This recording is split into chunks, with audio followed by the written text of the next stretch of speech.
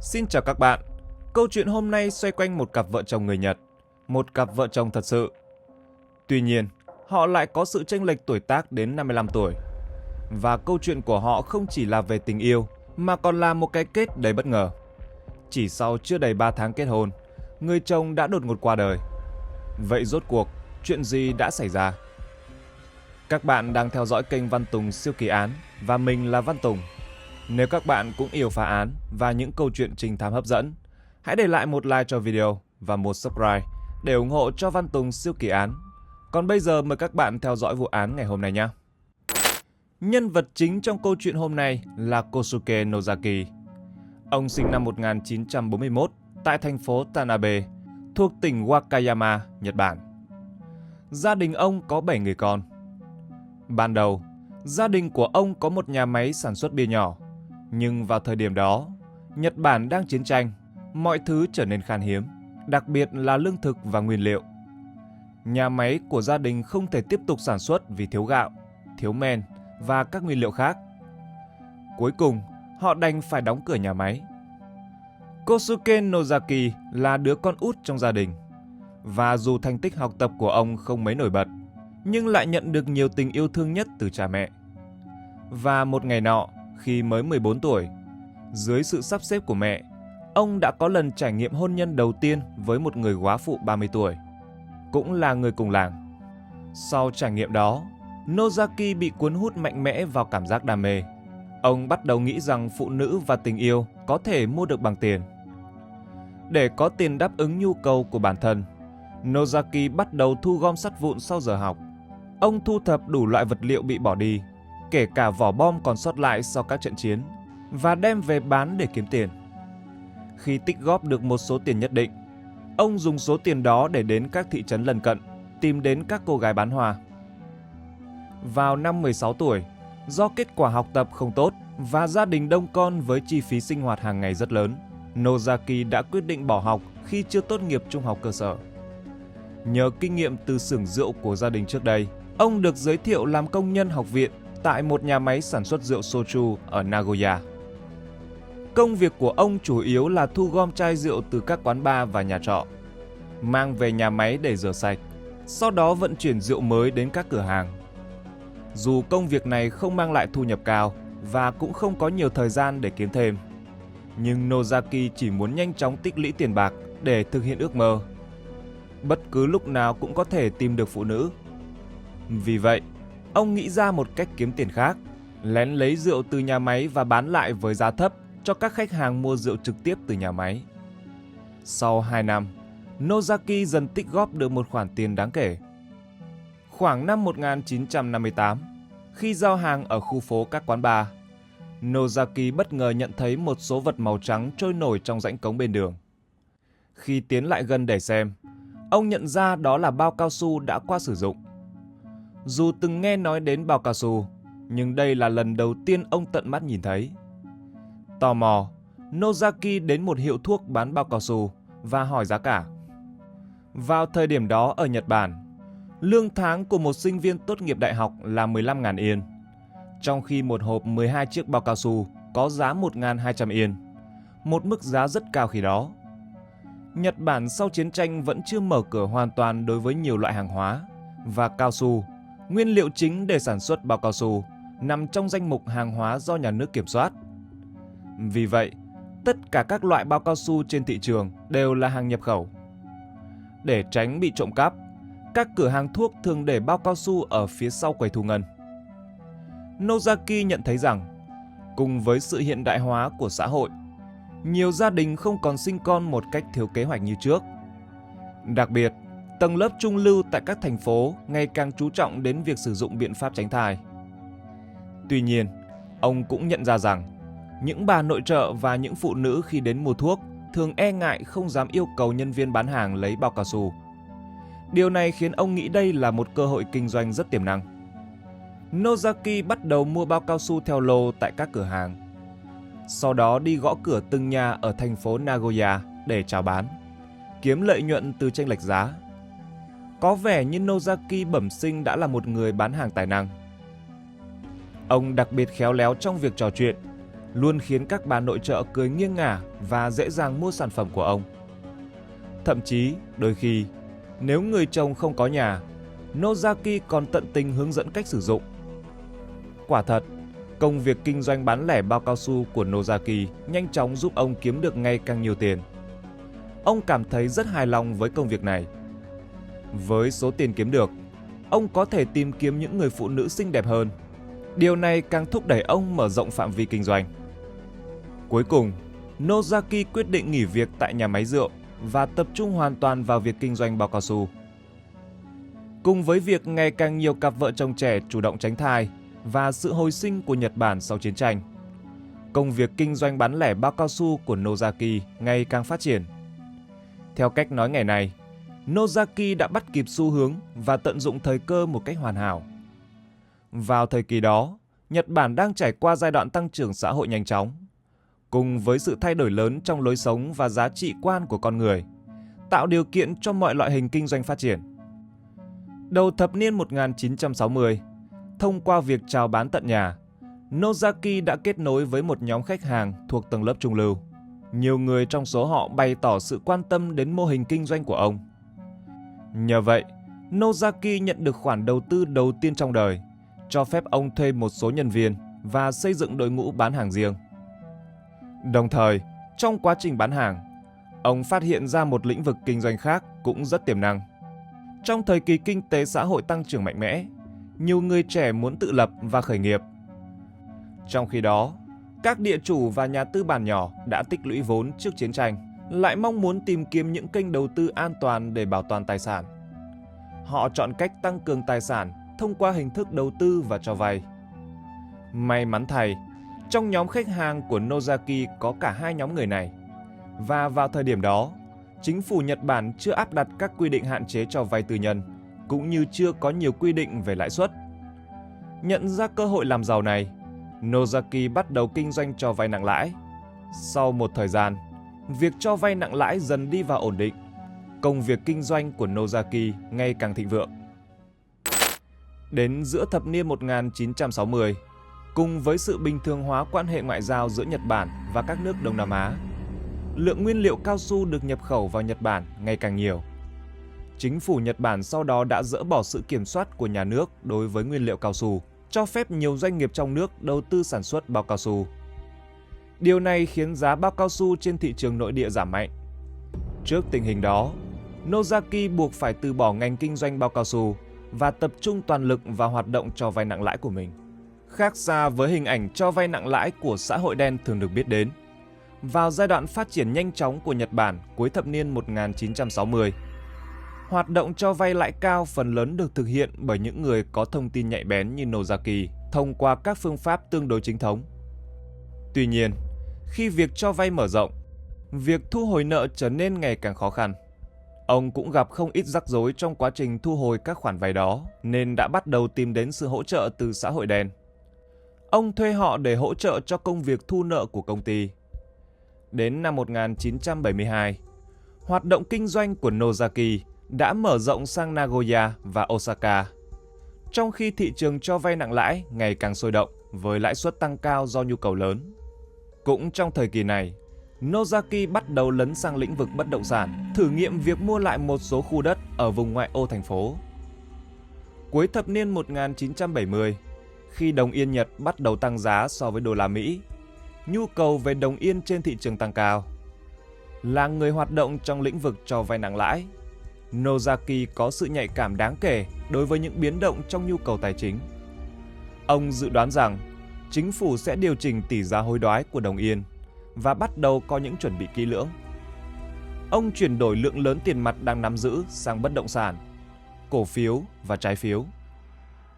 Cuối cùng, từ năm 1985, chính phủ Nhật Bản đã chấp nhận một thỏa thuận được đề xuất bởi chính phủ Mỹ, dẫn đến việc đồng yên tăng giá mạnh. Mặc dù không thực hiện nhiều khoản đầu tư ra nước ngoài, ông Nozaki nhờ sở hữu khối tài sản đáng kể đã tránh được rủi ro từ việc đồng yên tăng giá. Bước sang thập niên 1990, khi ngành cho vay tín dụng nhỏ liên tục gây ra các vấn đề xã hội, chính phủ Nhật Bản bắt đầu kiểm soát sự phát triển của ngành này và áp đặt các biện pháp quản lý đối với các công ty cho vay lãi suất cao. Trong quá trình điều tra của cơ quan thuế, công ty của Nozaki bị phát hiện có hành vi trốn thuế và ông phải đối mặt với khoản phạt khổng lồ. Nếu không nộp đủ tiền phạt, ông sẽ phải ngồi tù. Sau khi thanh toán khoản phạt, Nozaki chịu tổn thất nặng nề, nhưng nhanh chóng nghĩ ra một phương án khác. Ông tái vận hành nhà máy rượu ở quê nhà và mở một xưởng nhỏ chuyên sản xuất mớ muối. Ông chuyển phần lợi nhuận thu được từ hoạt động cho vay sang hai cơ sở này. Qua đó tránh được mức thuế cao mà ngành cho vay lãi suất thường phải đóng hàng năm. Nhờ cách này, đến khoảng năm 2000, dù công việc kinh doanh có lúc thăng trầm, Nozaki đã tích lũy được khối tài sản cá nhân lên tới 3 tỷ yên. Cùng với việc mở rộng tài sản, Nozaki cũng đạt được ước mơ thời trẻ của mình. Ông thường xuyên lui tới các quán bar và câu lạc bộ giải trí. Mỗi khi gặp được một cô gái vừa ý, ông sẵn sàng trả ngay từ 400.000 đến 500.000 yên để mời cô gái ấy trải qua một đêm cùng mình. Nozaki đã tự đặt cho mình biệt danh là gã Đông Doang của xứ Kishu tại Nhật Bản. Kishu là tên gọi cổ của tỉnh Wakayama, còn Đông Doang là một nhân vật quý tộc Tây Ban Nha trong truyền thuyết, nổi tiếng bởi tính trăng hoa. Dù biệt danh này chủ yếu nhằm ám chỉ sự phóng túng, đa tình của ông, nhưng dường như nó cũng dự báo trước về một kết cục đầy bí ẩn.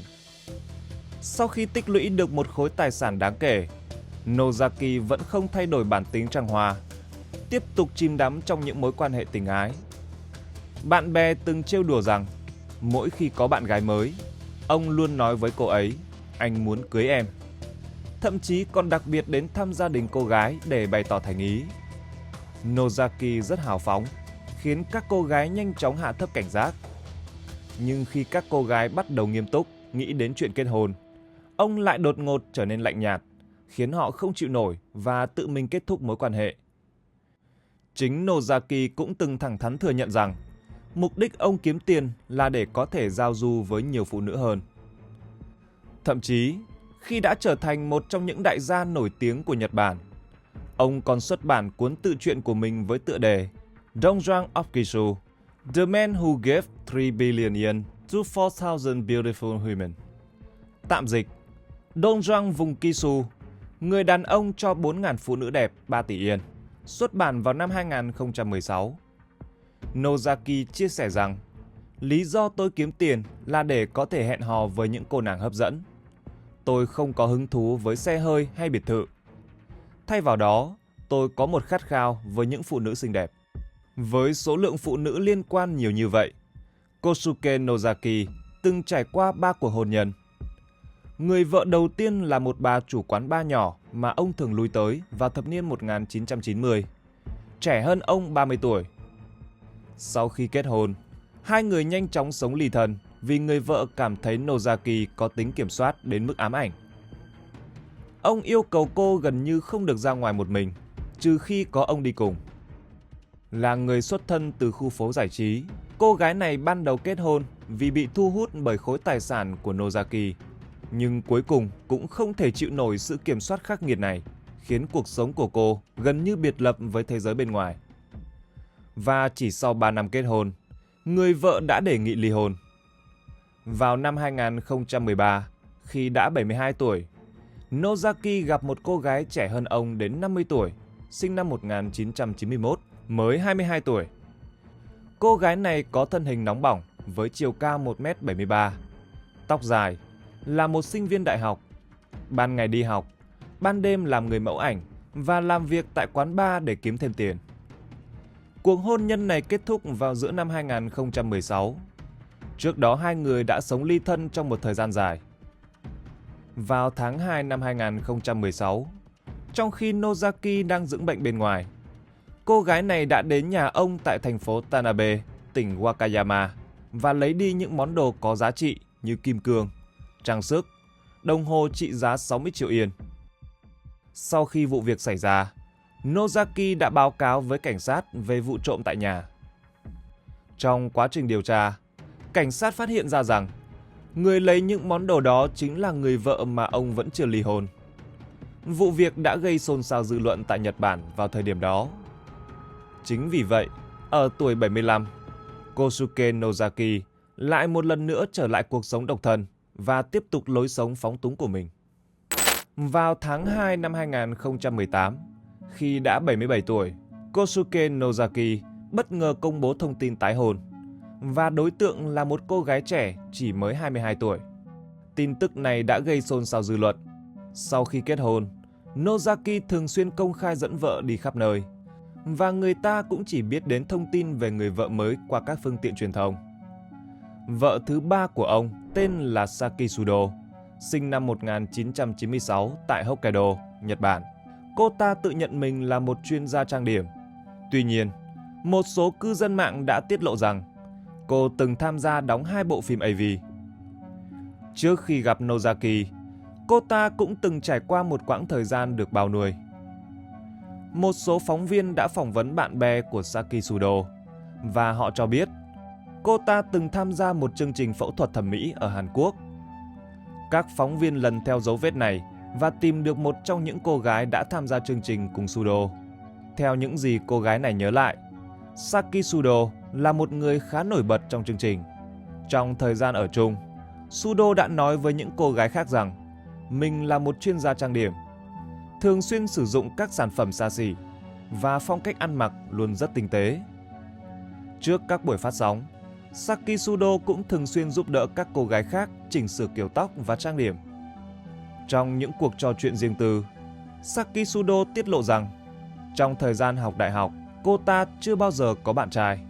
Trước đây, cô ta từng than thở với những cô gái cùng phòng rằng hiện nay không có nhiều chàng trai xuất sắc. Nhưng mỗi khi có cuộc gặp gỡ với cánh đàn ông, cô ta lại tỏ ra rất vui vẻ. Hơn nữa, Saki Sudo rất yêu thích các quán bar nam giới.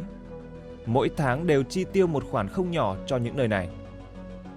Sau khi tham gia chương trình đó, vào tháng 12 năm 2017, qua sự giới thiệu của bạn bè, Saki Sudo đã gặp Kosuke Nozaki tại một quán bar ở Tokyo.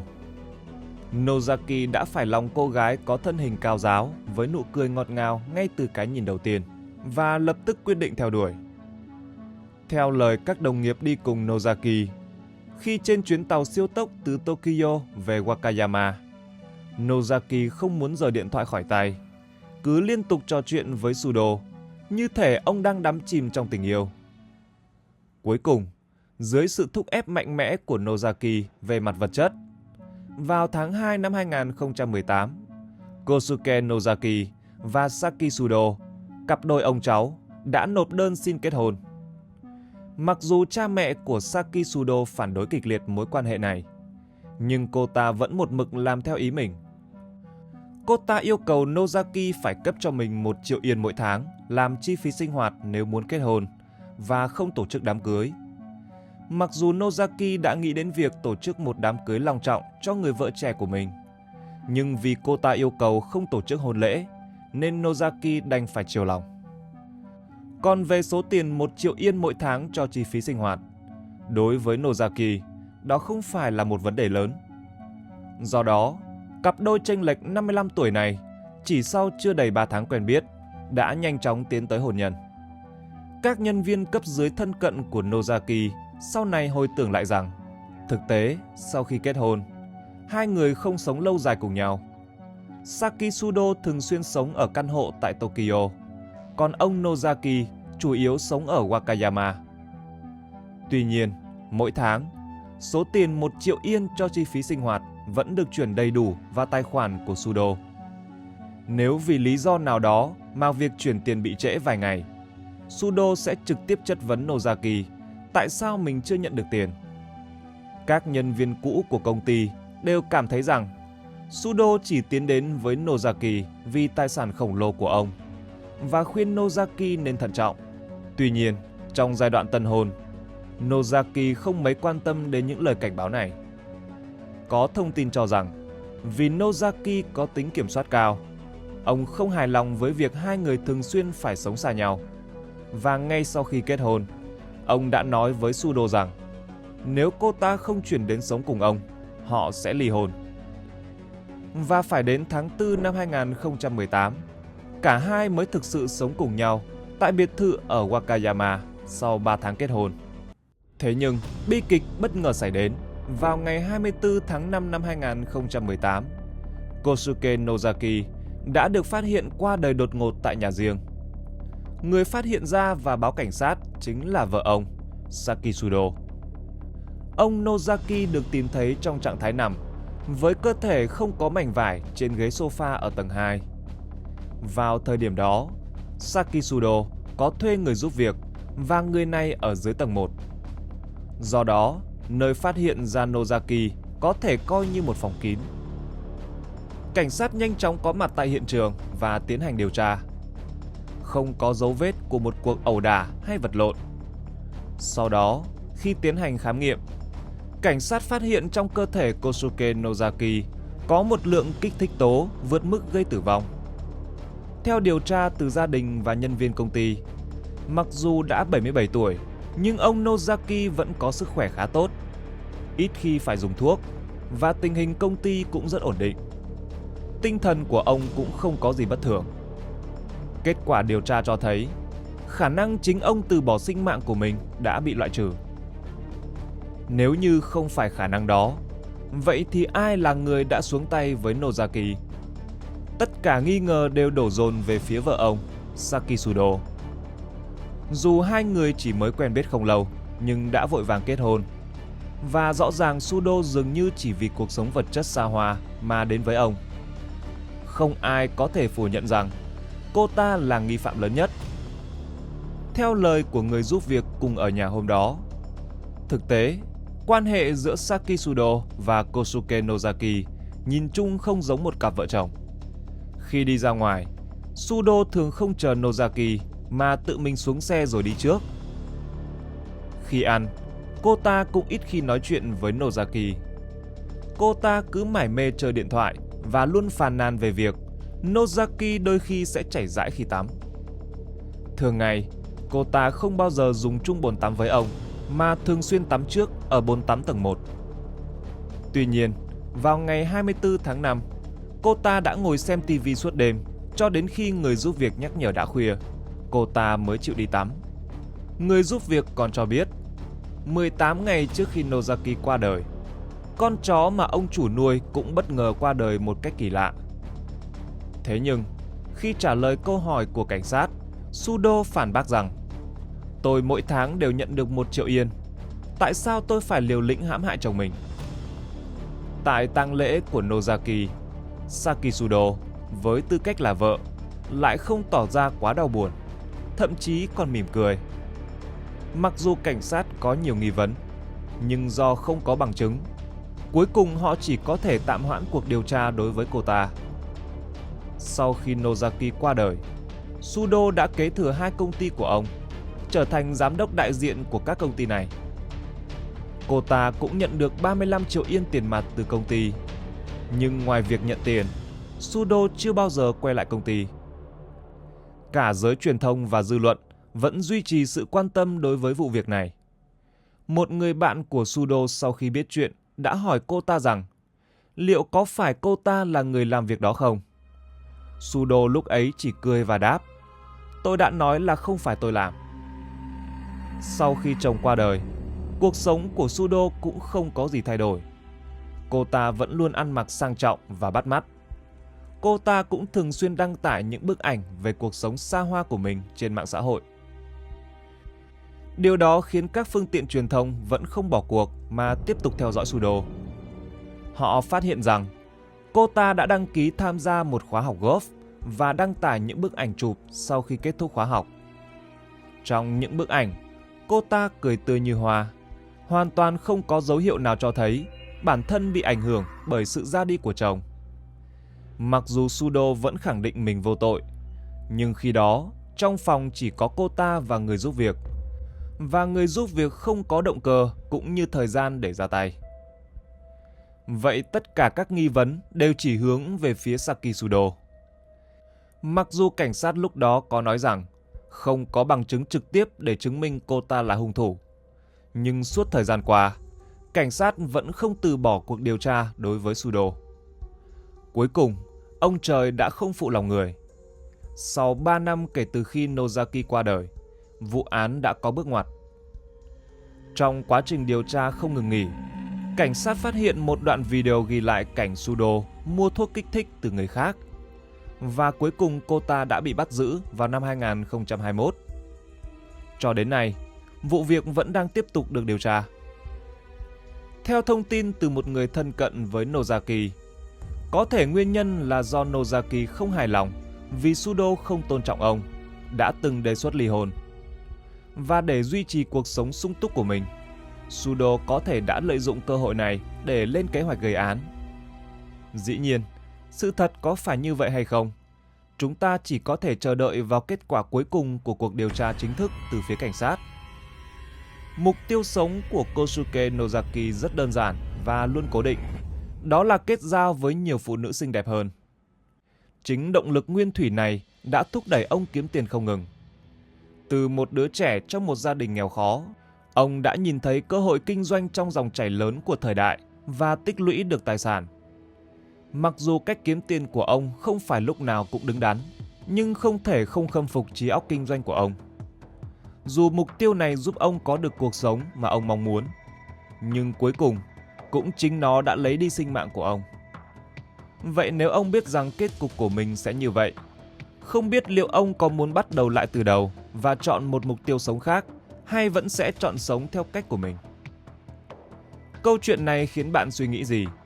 Hãy để lại ý kiến ở phần bình luận bên dưới để cùng thảo luận nhé! Và trước khi rời đi, đừng quên để lại một like, một subscribe và bật chuông thông báo để tiếp tục theo dõi những vụ án hấp dẫn trên kênh Văn Tùng Siêu Kỳ Án. Còn bây giờ, xin kính chào tạm biệt và hẹn gặp lại các bạn trong các video tiếp theo.